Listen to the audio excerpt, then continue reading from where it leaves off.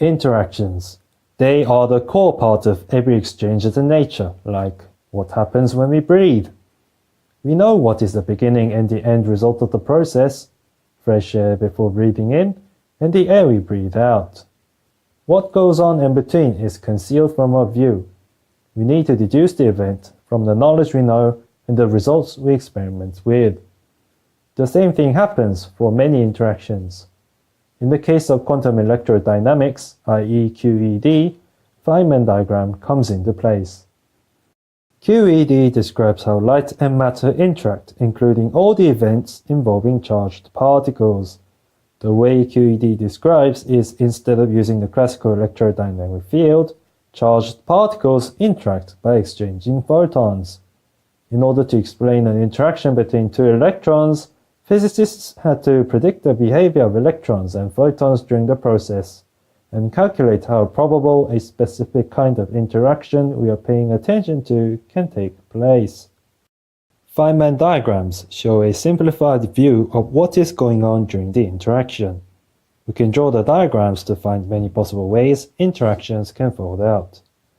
In a typical Feynman diagram, the x-axis represents space, and the y-axis represents time direction. We start by drawing in the initial particles and the final particles.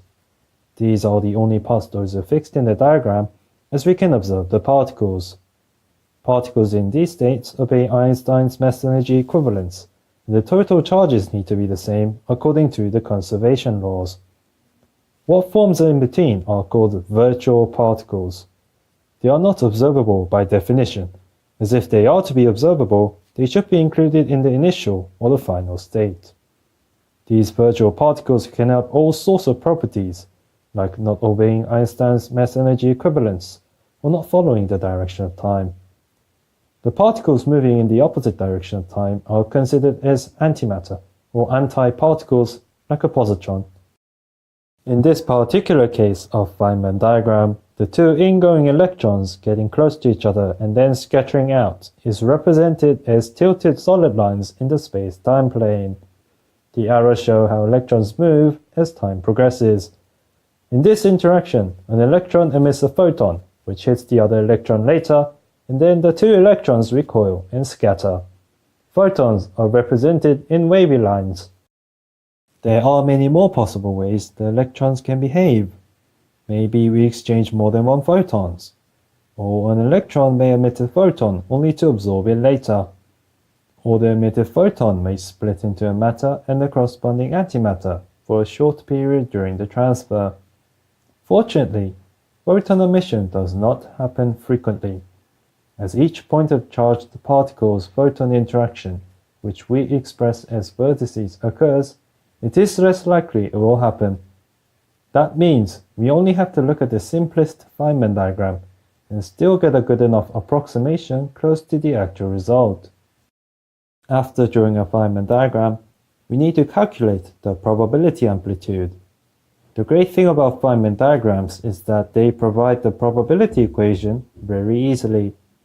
In this simple interaction, we can figure out the probability amplitude in this way. This equation is formed of the properties of ingoing and outgoing particles, the vertices, and the characteristics of the emitted photon.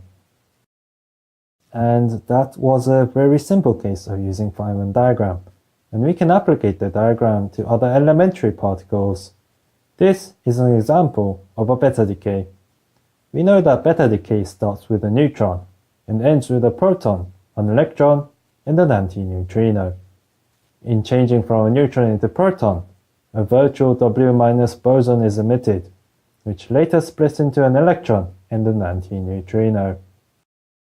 We can expand more than these two examples we've covered. Feynman diagrams are the key to understanding particle interactions. Drawing a desired type of interaction comes with a corresponding probability equation we can analyze. This simplicity helped us understand subatomic particles' behavior intuitively and has revolutionized nearly every aspect of theoretical physics. Thank you for watching this video, and I hope it helped you to understand the basics of the topic. Thank you.